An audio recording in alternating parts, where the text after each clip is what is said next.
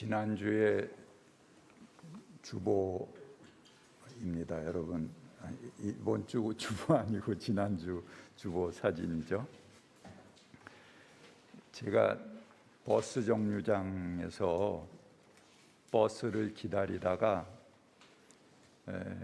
그 풀 옆에 그냥 풀밭이에요. 그런데 이 강아지 풀들이 이렇게 쭉 있더라고요. 근데 그냥 평범한 풀밭입니다. 그래서 이걸 한번 카메라를 바짝 낮춰서 사진을 찍어 보면 어떨까 그러고 제 핸드폰을 꺼내서 밑으로 이렇게 내려서 찍은 사진입니다. 근데 예쁘죠? 예, 뭐 추수하는 것 같은, 그러나 변은 아니고 강아지 풀입니다. 예. 제가 몸을 낮추면 많은 것들이 보입니다. 그동안 보이지 않았던 것들, 볼 수 없었던 것들을 보고 감사할 수 있습니다. 우리가 눈높이를 낮출 때 많은 것들을 얻게 됩니다. 이거 그냥 벗고 할까요? 우리는 잘한 행위보다도 잘 못한 행위에 의해서 영적으로 많이 고양되는 것을 경험할 수 있습니다. 훨씬 더 영적으로 성장할 수 있는 거죠. 그래서 하나님이 자신의 성스러움을 감춰두시기엔 이 불완전한 인간들이 아주 제일 적절한 것 같습니다. 그래야지 오히려 이 성스러움이 더 드러날 테니까요. 그러니 오직 겸손하고 진지한 사람만이 참 은혜를 발견할 수 있게 됩니다. 내 안에 불완전한 구석이 없다. 나는 완벽한 인간이다. 그렇게 생각하는 사람은 감사할 일도 없고 남에 대해서 뭐 칭찬하거나 감격할 일도 없습니다. 항상 남을 비판하고 지적할 뿐이죠. 하나님께서 요구하시는 것은 나의 완전함이 아닙니다. 그리고 남의 불완전함을 끌어안고 용서할 수 있는 사람입니다. 바로 그런 사람이 완전한 사람입니다. 매사에 변명하고 자기는 항상 이노센트한 거죠. 항상 순결하고 정직합니다. 그리고 내가 완벽하다고 자랑을 늘어놓는 사람은 실제로 능력에 있어서 뛰어나고 훌륭한 사람일진 모르겠습니다. 하지만 별로 매력이 없는 사람입니다. 그 사람 옆에 가까이 하기가 싫습니다. 우리는 완벽한 사람, 완전한 사람보다는 자신의 부족함을 인정할 수 있는 사람, 그리고 남의 도움을 필요로 하는 사람, 나의 사랑이 필요한 사람, 그런 사람에게 더 마음이 끌리게 되는 법입니다.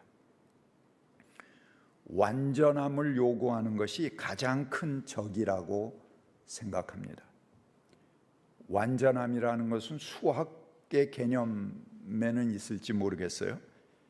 또는 신의 영역에 속하는 그런 개념입니다. 선하다, 순결하다,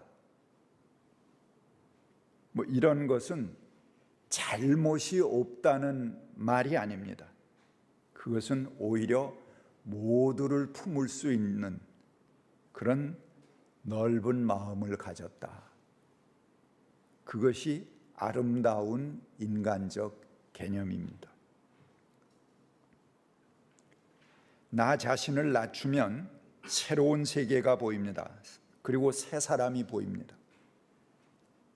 그 세계가 내게 감동과 감사의 제목으로 다가오는 것입니다. 문제는 내가 너무 억세고 콧대가 하늘로 치솟기 때문에 주변의 사람들이 안 보이고 하나님도 보이지 않고 모든 빈 공간에 나만 가득 차 있습니다. 그런 사람과는 함께하기 어렵습니다. 모세가 시내산에 올라가서 40일 동안 금식했습니다. 그리고 하나님을 만났습니다. 하나님께서 직접 법을 돌판에 새겨 주셨습니다. 그런데 백성들은 그동안을 참지 못했습니다. 그들은 모세가 어떻게 되었는지 모르겠다. 우리를 인도해 줄 신을 만들어 달라. 그렇게 아론에게 강력하게 요구를 했습니다. 지도자가 사라져버리자 이들은 불안했습니다. 야훼 신앙엔 하나님의 형상을 만들지 말라고 그랬죠. 그런데 이스라엘 사람들은 이를 굉장히 힘들어했습니다. 제가 이 코로나 전에 마침 우리 송파 시찰에서 동방정교회를 한번 살펴보자 그래서 송파 시찰의 목사님들이 동방정교회를 살펴본 적이 있습니다. 코카서스 산맥에 있는 나라들입니다. 거기 이제 조지아라는 나라가 있는데 여기는 원래 이 동방정교회가 그렇습니다. 이콘 문화, 이콘이라는 것은 성화죠. 인물화.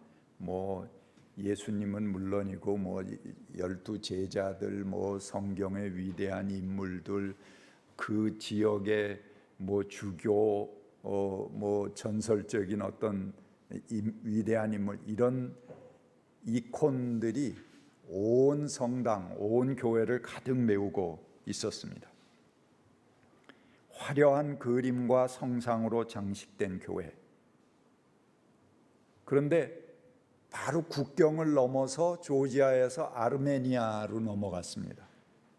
그런데 그 나라는 아주 대조적으로 이 교회 안에 이콘이 하나도 없어요. 심지어는 색칠조차 하지 않습니다.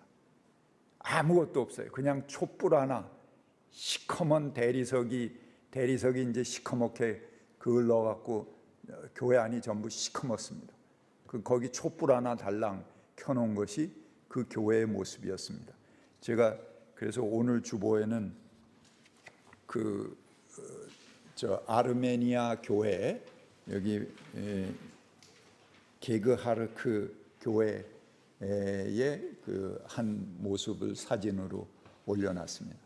아무것도 없죠. 이게 그냥 대리석이 시커멓게 변질된 그런 모습 그대로, 색조차 칠하지 않습니다.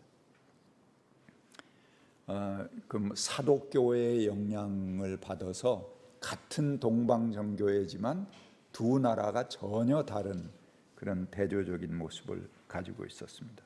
실제로 정치적으로도 서로 안 좋습니다. 조지아는 반러 러시아하고 싸워요.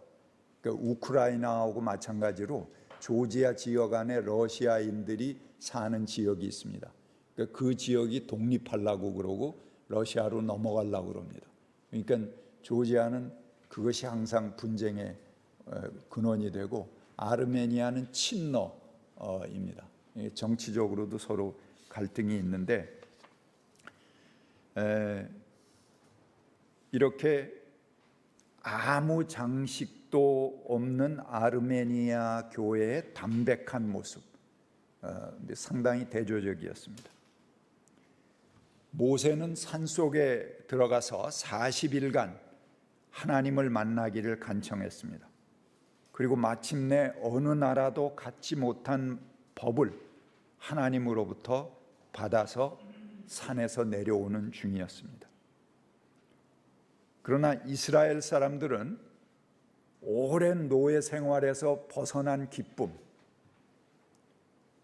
그리고 자기들이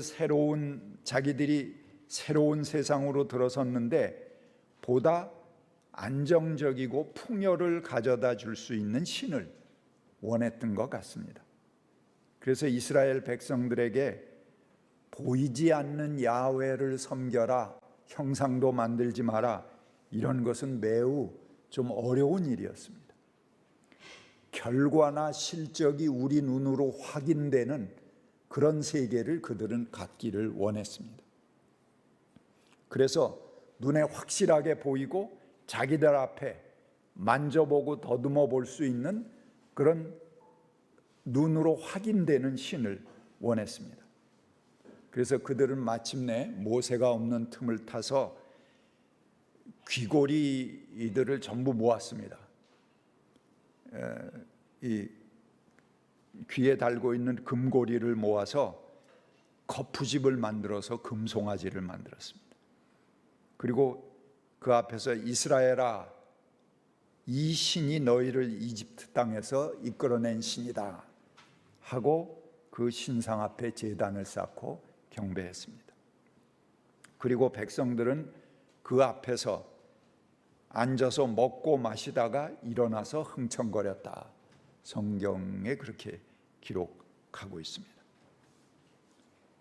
그들은 이제 풍요의 세상이 됐다.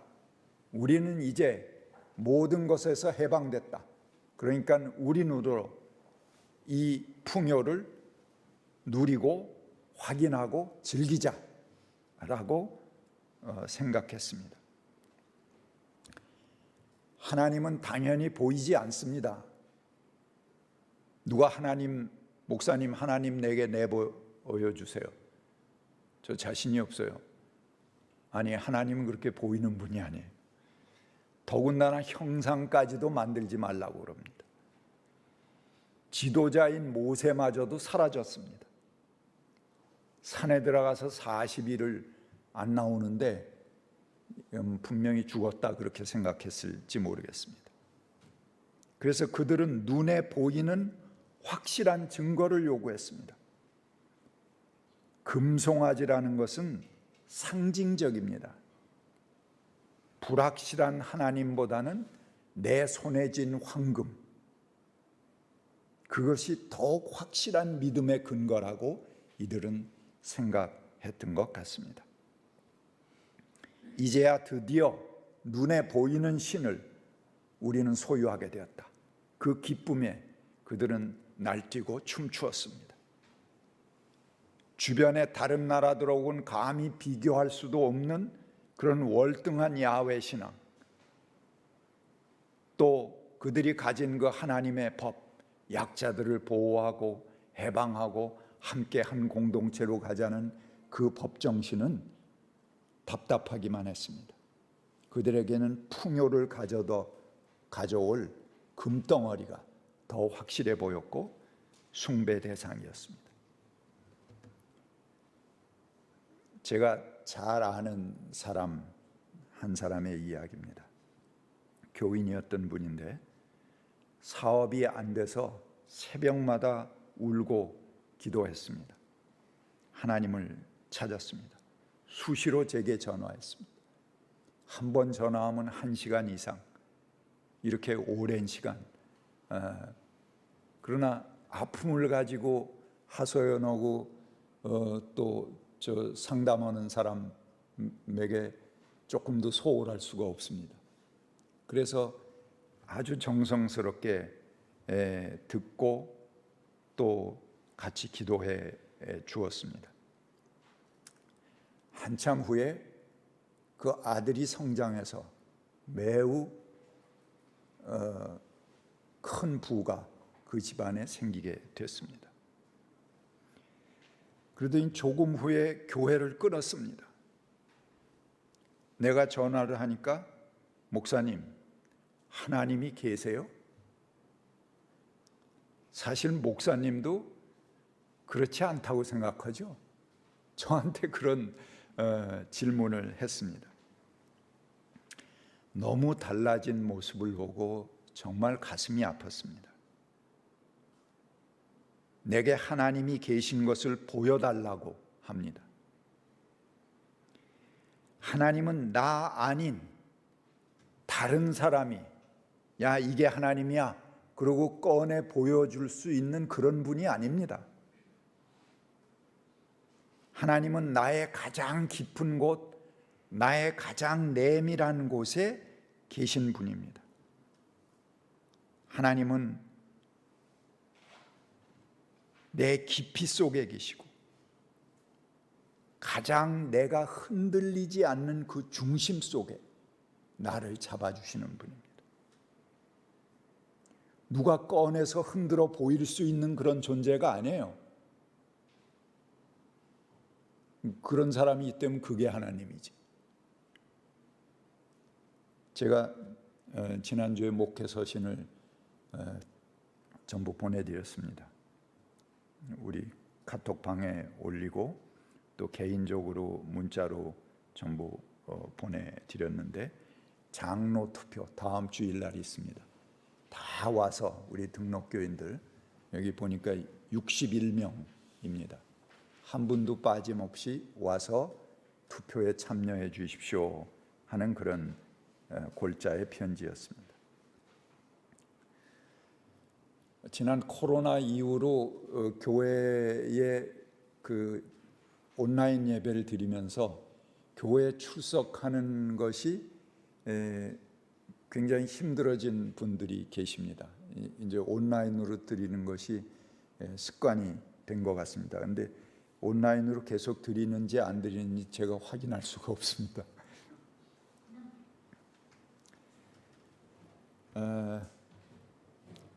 그 편지에 제가 그런 말을 썼습니다. 신앙이라는 것은 몸의 훈련입니다. 이제 다시 교회에 출석하십시오. 그렇게 말씀드렸습니다. 나의 삶과 몸으로 습관처럼 익히는 게 신앙입니다. 아니 그걸 왜 해? 일요일 날 쉬지도 못하고 모처럼 하루 쉬는데.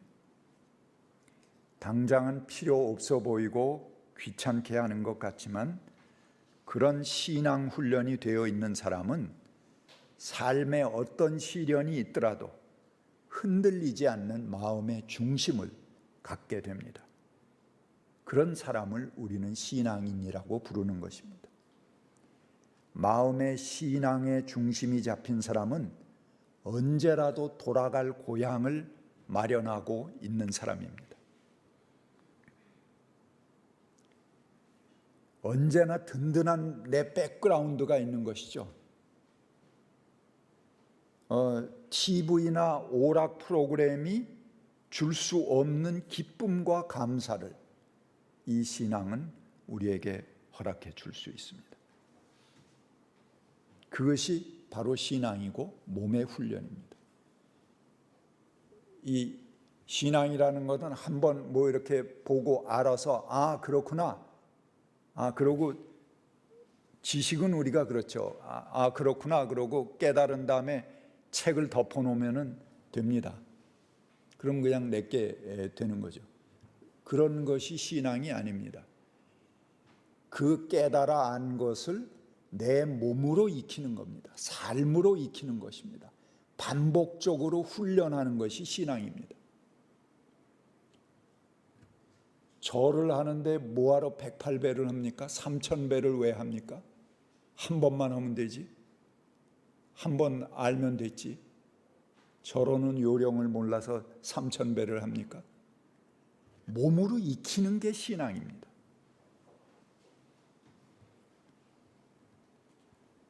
산에서 내려온 모세가 이 광경을 보고 분노했습니다.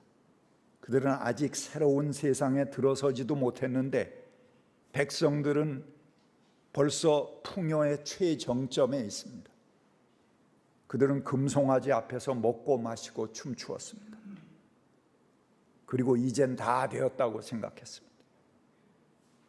모세는 하나님께 받은 돌판을 우상 앞에서 열광하는 백성들에게 내어 던졌습니다.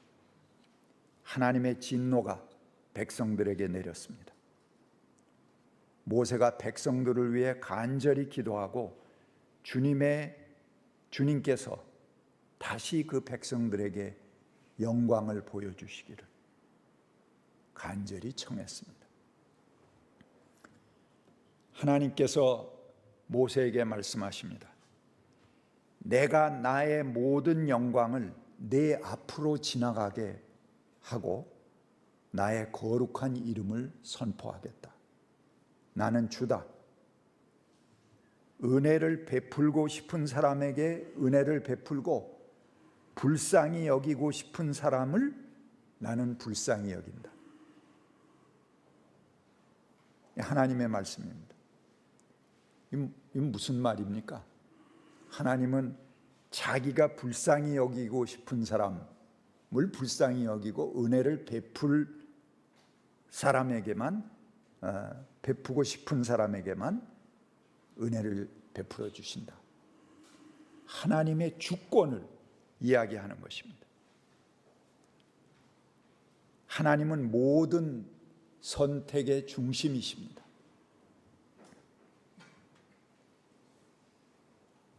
하나님의 주권이라는 건 뭘 얘기합니까? 우리가 쉽게 눈에 보이는 것들을 붙들고 거기에 안주하거나 안정하지 말라 하는 얘기입니다.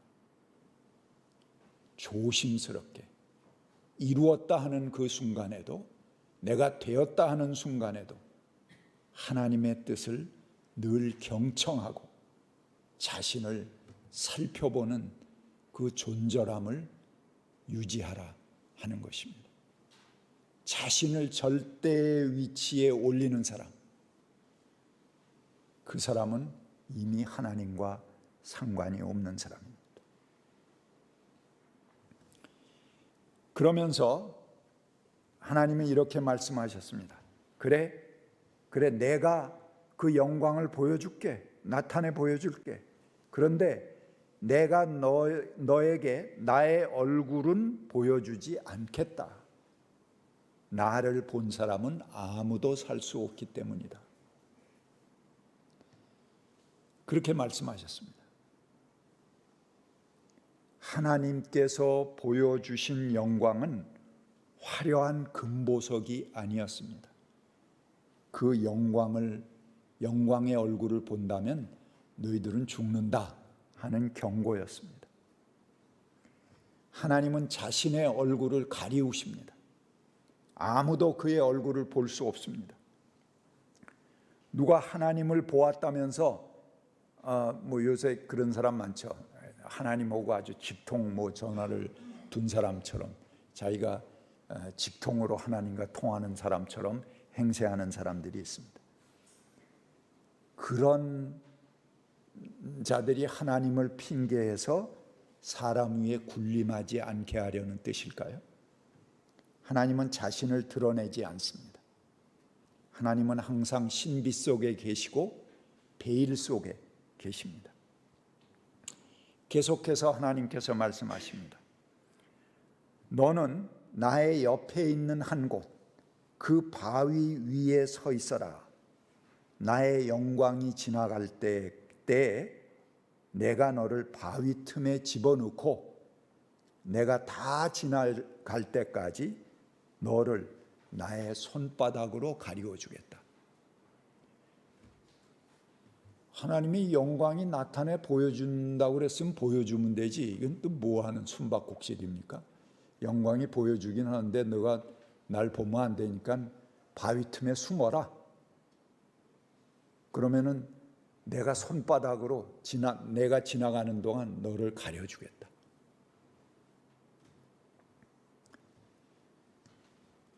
하나님을 위해서 그랬을까요? 하나님을 위해서 그렇다면은 하나님이 마치 약점이라도 있어서 보지 마라 그러고 숨겼거나 아니면 하나님이 지독히 못생겼거나 그런 거겠죠? 근데 그런 것 같지는 않습니다. 마치 하나님이 흠이 있어서 노출된 것을 두려워하기 때문에 그렇다 하는 그런 논리는 아니죠. 그렇다면 하나님을 대하는 인간을 위해서 하신 조치일 텐데 그건 도대체 무슨 이유일까? 저는 이렇게 생각해 보았습니다. 우리 사람들은 적당히 자기 자신을 치장하고 부풀리면서 살아갑니다. 우리는 누구나 자신의 아름다움을 지켜갈 권리가 있습니다. 그렇지만 정말 진리이신 하나님 앞에 내가 맨몸으로 노출해서 서게 된다면 내가 그렇게 하나님이 내가 이런 사람이고 내가 이런 사람이고 그런 것 내세워서 자랑할 것이 있을까? 감추어 숨겨야 할 것들도 낱낱이 드러난다면 아무리 모세라도 그 모습이 너무 초라해지지 않았을까? 그래서 하나님은 그 모세에게 너 계속 너를 존중하고 살아라, 너 계속 자부심을 가지고 살아라 하는 의미로 손바닥으로 그 완벽하신 하나님이 지나가시는 동안 감춰주시지 않았을까? 저는 그렇게 상상해 보았습니다. 첫 번째 돌판은 잃어버렸습니다. 하나님은 오늘 본문 마지막에 보니까 다시 모세에게 돌판을 준비할 것을 명하십니다. 그리고 산으로 올라오라고 하십니다.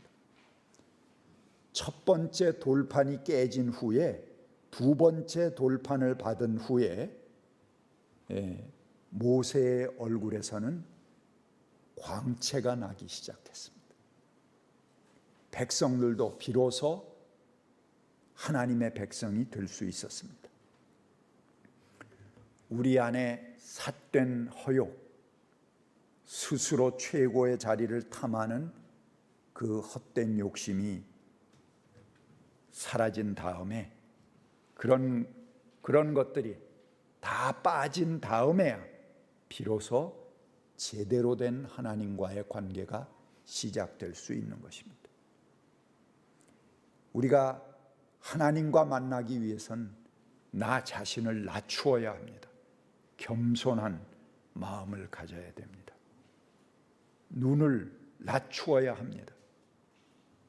예수님은 출생부터 낮은 곳으로 오셨습니다. 그리고 죽음의 자리까지 끝까지 자기 자신을 낮추신 분이십니다. 우리가 눈높이를 낮출 때 우리는 비로소 넓어질 수 있습니다. 그렇게 할 수 있을 때 비로소 우리는 순결해질 수 있습니다. 비로소 하나님의 손바닥이 나를 가려주고 계시다는 그 하나님의 깊은 은혜의 배려를 만날 수 있을 것입니다. 헨리 나우엔의 글로 제 이야기를 맺겠습니다. 우리가 지금 살고 있는 사회는 온갖 다양한 방법으로 위로 오를 것을 암시한다. 정상에 오르기, 각광받기, 기록 갱신하기, 이런 것들이 늘 주목의 대상이 되고 주인공을 신문 앞면에 내세우고 그에게 돈과 명성을 안겨준다. 그러나 예수의 길은 전혀 다른 길이다. 그것은 위로 올라가는 길이 아니라 아래로 내려가는 길이다. 바닥으로 내려가고 무대 뒤에 머물고 어디서나 끝자리를 차지한다. 이 길은 예수가 선택한 길이며 우둔해 보이지만 사실은 우리에게 영원한 생명을 가져다 주는 길이기 때문이다. 같이 침묵하시겠습니다.